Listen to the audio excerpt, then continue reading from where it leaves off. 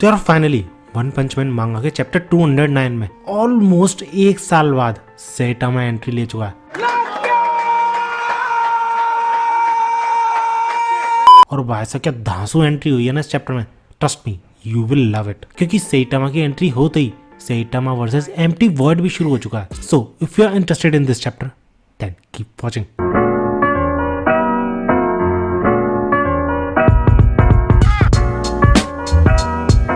तो यार अगर पिछले चैप्टर की बात करें तो हमने देखा था ब्लास्ट वर्सेस एम्प्टी वर्ड का पार्ट 2, जिसमें कि ब्लास्ट बुरी तरह हार जाता है एम्प्टी वर्ड से, जिसके रिजल्ट में ब्लास्ट अपना हाथ भी खो देता है और दोनों हाथों से यूज करने वाली टेक्निक्स भी खो देता है। लेकिन स्टिल ब्लास्ट हार नहीं मानता, वो अभी भी एम्प्टी वर्ड को बचाना चाहता था, इसलिए उसकी इनसाइड विल को जगाने की कोशिश करता है बातों के थ्रू। बट जैसा गारो के साथ हुआ था वैसा हर कोई थोड़ी कर सकता है। एम्प्टी वर्ड पे ये सब कुछ काम ही नहीं करता। और यही चीज समझाते हुए एम्प्टी वर्ड अपनी स्वॉर्ड के थ्रू ब्लास्ट को स्टैब कर देता है और यूं समझ लो हवा में लटका देता है। इतनी बुरी हालत कर दी है इसने नंबर 1 हीरो की।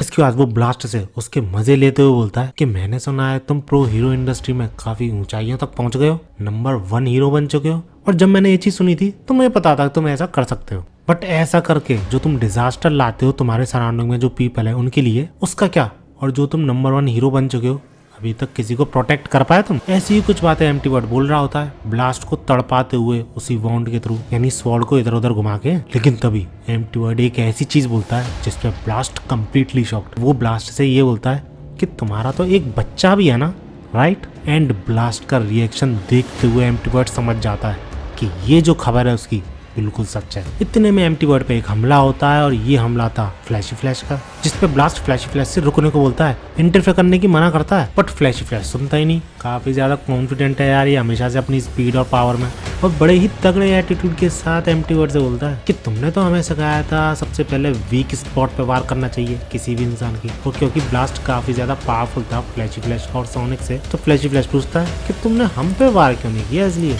And guess what, Empty Void अगले ही पैनल में ये ख्वाहिश भी पूरी कर देता फ्लैशी फ्लैश की, एक अटैक के साथ उसे तगड़ा डैमेज देते हुए। इतने में सोनिक आता है फ्लैशी फ्लैश के सपोर्ट में, जो देख के एम्प्टी वर्ड वहां से भाग लेता है। इन दोनों के साथ फाइट ही नहीं करता, जिस पर ब्लास्ट काफी ज्यादा निराश, क्योंकि ये सारी चीजें जो उसने की थी वो एम्प्टी वर्ड को कैप्चर करने के लिए की थी, मारने के लिए नहीं। क्योंकि अगर ब्लास्ट मारना ही चाहता एम्प्टी वर्ड को शायद पहले ही मार देता। What do you guys think? Let me know in comments. खैर इसके बाद हम देखते हैं कि एम्प्टी वर्ड अपने उसी डायमेंशन लेस स्पेस में पहुंच जाता है और वहां से फिर से अपना वही पावरफुल अटैक यूज करता है, यानी डायमेंशनल स्लैश। बट ये अटैक करने से पहले एम्प्टी वर्ड ये भी बोलता है कि वैसे तो वो एक एक करके इन तीनों को मारना चाहता था तड़पा तड़पा के, लेकिन वो इस सब नॉनसेंस से परेशान हो चुका है, इसलिए वो इस अटैक का यूज कर रहा है। लेकिन सही में आई ऑनेस्टली डाउट ये चीजें जो बोल रहा है वो कर भी पाता। खैर एम्प्टी वर्ड के डायमेंशनल स्लैश यूज करने के बाद इन तीनों के पसीने छूट जाते हैं, क्योंकि अभी तक इस अटैक से सिर्फ ब्लास्ट के थ्रू ही बच पाए हैं सब, और वो भी ब्लास्ट अपने दोनों हाथों का यूज करके बच पाता था। लेकिन अब ब्लास्ट के पास एक हाथ है नहीं, तो अब कैसे बचेंगे ये? इसी सोच में थे शायद। और जब ये अटैक इन तीनों की तरफ बढ़ रहा था तो तभी अचानक से ये अटैक रुक जाता है, जिसपे ये सब शॉक्ड, क्योंकि इन्हें तो समझ में नहीं आ रहा होता है कि एम्प्टी वर्ड ने रोका क्यों है ये अटैक, और एम्प्टी वर्ड को समझ में नहीं आ रहा होता है कि उसका अटैक किसने रोका। बट वी ऑल नो ऐसा सिर्फ एक ही बंदा कर सकता है, अपना टकलू सेटामा, जो कि पूरे हाथ का भी यूज ना करके सिर्फ अपनी उंगलियों से उस अटैक को रोक देता है। Can you imagine this? इतने बड़े अटैक को सेटामा कुछ इस तरीके से रोक रहा है और ये बोल रहा है what is this? Are you serious right now, bro? सही में यार समझ में नहीं आता ये बंदा है ही ऐसा या फिर हम सब के मजे ले रहा है, क्योंकि ऑब्वियसली यार कोई भी नॉर्मल बंदा देखेगा समझ जाएगा ये अटैक है। खैर इसके बाद हम देखते हैं एम्प्टी वर्ड को, जो कि अपनी दूसरी स्वॉर्ड के साथ एक और अटैक करने की कोशिश करता है उसी जगह पे। बट उसे फिर भी समझ में नहीं आ रहा था कि ऐसी कौन सी चीज है जिसने कि उसके अटैक को रोक लिया, क्योंकि उसका अटैक चीजों को कट नहीं करता है, पूरे के पूरे डायमेंशन को कट करता है एक स्पेसिफिक एरिया में। लेकिन अपने टकलू के लिए स्पेस डायमेंशन ये क्या ही चीज है? गारो वाली फाइट में हम सब ने देखा था, लिटरली बंदा पोर्टल्स को लात मार रहा था। और जब एम्प्टी वर्ड अपना दूसरा अटैक भी करता है ना, तो उससे भी सेटामा अपने दूसरे हाथ से रोक लेता है, ये बोलते हुए Another one.